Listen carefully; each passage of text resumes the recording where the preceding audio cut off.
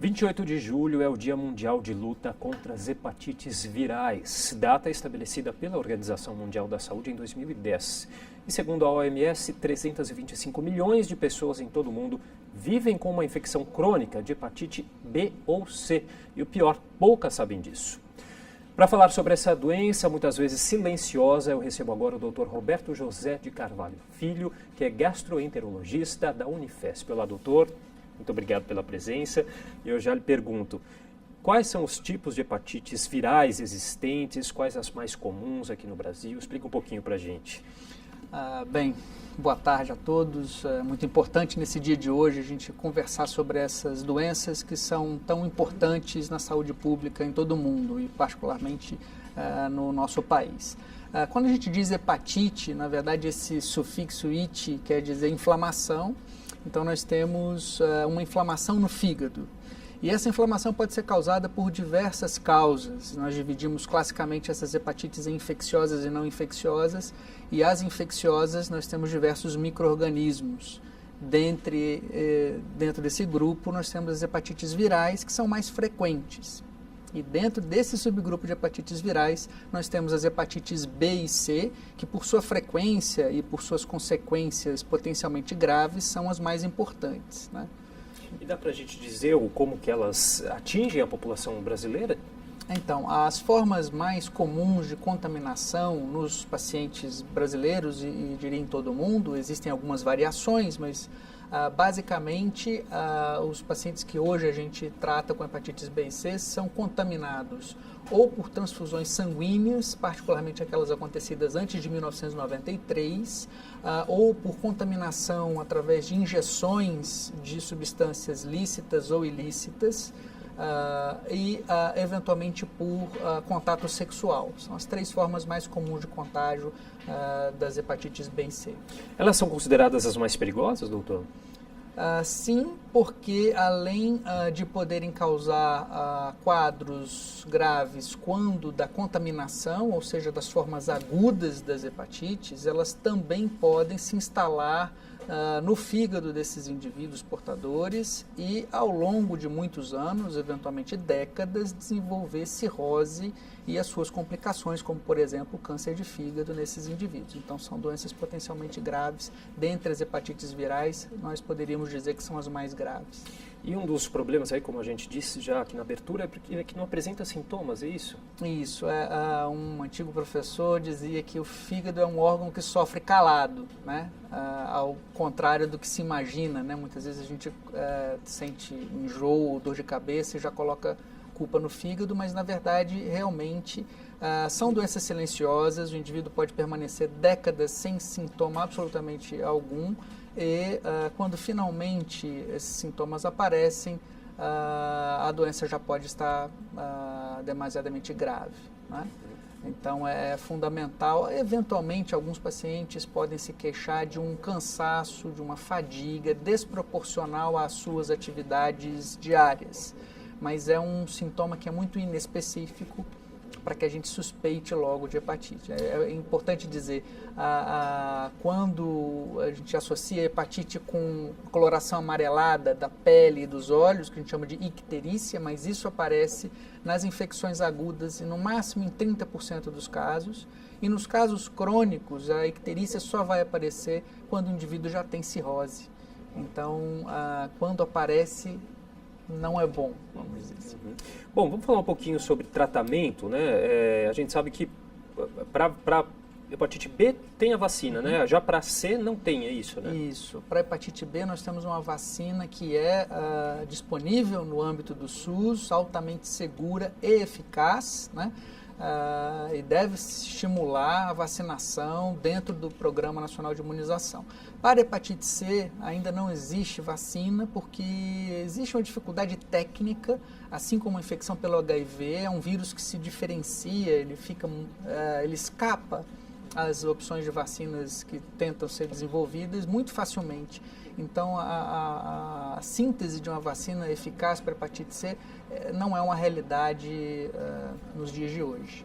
Bom, agora o Ministério da Saúde apresentou ontem, né, um novo tipo de tratamento aí, classificado até por eles como como inovador. Explica um pouquinho para a gente, que vai inclusive tratar esses casos mais graves também de hepatite C?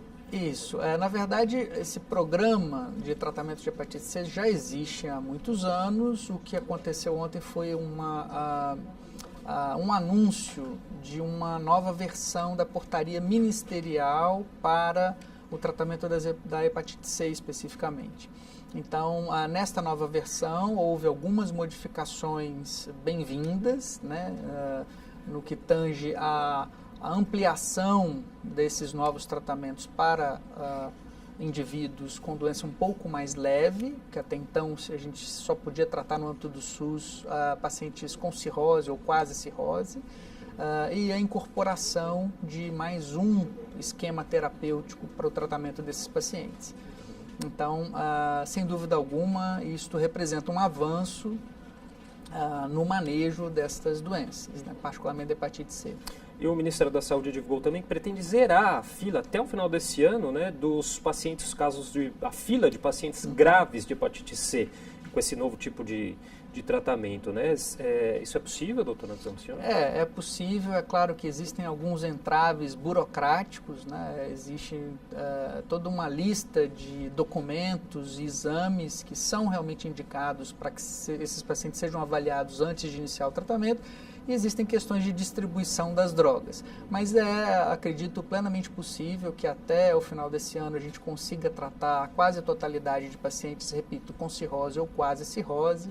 E conforme o plano anunciado ontem pelo Ministro da Saúde, até o primeiro semestre de 2018, a gente tratar aqueles pacientes em um degrau abaixo, né? Ainda já com algum grau de cicatriz no fígado, mas não pacientes com cirrose. A gente deve conseguir tratar quase a totalidade desses pacientes até o fim desse ano. E há uma promessa de que todos os pacientes, mesmo aqueles com doenças muito leves, possam ser tratados no intervalo de até 2 anos. Então, há essa promessa do Ministério da Saúde e a gente espera que ela seja cumprida efetivamente para que a gente tente erradicar a doença. Seria a primeira vez que se conseguiria erradicar uma doença viral sem vacina, né? Então, vamos ver se a gente tem êxito nessa luta.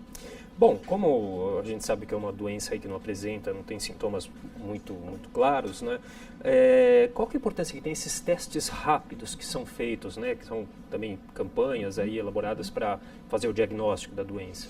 A disseminação desses testes, que também já tem algum tempo, mas infelizmente isso não entrou no dia a dia dos colegas nas unidades básicas de saúde, isso deve ser estimulado justamente por causa dessa questão que você acabou de enfatizar. Como a doença é silenciosa, é fundamental que esses indivíduos, particularmente desses grupos de risco, então volto a dizer, indivíduos que tomaram transfusões, particularmente antes de 1993, indivíduos que já se injetaram drogas lícitas ou ilícitas, principalmente com compartilhamento de material, e indivíduos com comportamento sexual de risco devem procurar unidades básicas de saúde para a realização desses testes rápidos e, uma vez identificada seja hepatite C, seja hepatite B, as pessoas precisam saber que existe tratamento eficaz e gratuito para boa parte desses indivíduos no âmbito do SUS. Então não há por que não procurar saber se você tem um tratamento disponível. A campanha, inclusive já anunciada agora também, ela vai nesse sentido mesmo aí de chamar atenção para essa invisibilidade, né, das hepatites B e C, né? Sim. De novo, é absolutamente fundamental que a gente procure fazer um diagnóstico precoce, porque assim como qualquer outra doença, tratar numa fase mais tardia, isso traz dificuldades e até mesmo uma certa perda da eficácia do tratamento. Então, é fundamental que se faça o diagnóstico o mais precocemente possível para que as chances de sucesso com o tratamento sejam máximas, né? Então, é fundamental realmente a realização desse tipo de campanha. Até a gente fez uma reportagem essa semana aqui, falando desse projeto Hepatite Zero, né, que promove esses testes rápidos aí do tipo C da hepatite, que no ano passado realizou 35 mil exames. É um número considerado positivo, doutor? É pouco ainda? Ainda é considerado pouco, provavelmente porque é uma campanha, vamos dizer assim, muito interessante, mas que exige um certo tempo para que esse procedimento da pesquisa com os testes rápidos entre mesmo na rotina do sistema público de saúde, que já é tão cheia de outras condições mórbidas, de outros problemas, mas é absolutamente fundamental conscientizar os colegas envolvidos na atenção primária e atenção secundária para que realizem testes rápidos, particularmente naqueles indivíduos de maior risco. Doutor, as pessoas que têm o HIV, que têm a AIDS, elas têm um risco maior de contrair a hepatite C e também de transmitir? Sim. Tanto hepatite C quanto de hepatite B, né? Existe um risco maior de contaminação dessas pessoas, particularmente por comportamento de risco, e elas podem servir como nós chamamos de pool, né? Ou seja, um conjunto de indivíduos que têm uma maior prevalência da doença e que podem servir de ponto inicial para a contaminação de outros indivíduos suscetíveis, né? Então, é uma população na qual a eficácia do tratamento atualmente disponível é a mesma de quem não tem HIV. Então, isso também foi um avanço, porque os tratamentos anteriores a estes que nós temos hoje em dia eram menos eficazes nesse subgrupo de pacientes, mas hoje em dia nós temos o mesmo sucesso, seja o paciente com hepatite portador ou não de infecção pelo HIV. Então, é importante nesse subgrupo a gente pesquisar as hepatites B e C e tratar para impedir a progressão. Por exemplo, nesse subgrupo, considerando como um potencial fonte de contaminação para outros indivíduos, neste grupo em especial, não há necessidade do indivíduo ter doença hepática grave para que ele seja contemplado com esses novos tratamentos. Basta ter hepatite C. Então, mostrando a importância epidemiológica desse subgrupo. Agora, bem rapidinho, só para a gente terminar, doutor, por que a hepatite, tanto a hepatite B quanto a C, ainda é considerado um grave problema de saúde pública? Basicamente por três princípios, né? Primeiro, porque ela tem uma prevalência significativa, né? Então existe aí um contingente grande de indivíduos infectados. A gente poderia estimar aí aproximadamente 2 milhões de indivíduos no território brasileiro têm hepatite B ou C, né? Pelas suas potenciais consequências, então a chance real desses indivíduos desenvolverem infecção crônica e cirrose com as suas complicações, e isso traz, obviamente, não só questões de saúde para os seus portadores, mas também um impacto financeiro para a sociedade, porque acomete indivíduos na sua idade produtiva, e pelo fato de serem silenciosas, ou seja, exige um esforço adicional para sua identificação e tratamento precoce. Então, é fundamental isso. Tá ótimo, doutor. Muito obrigado pelos esclarecimentos. Eu que agradeço.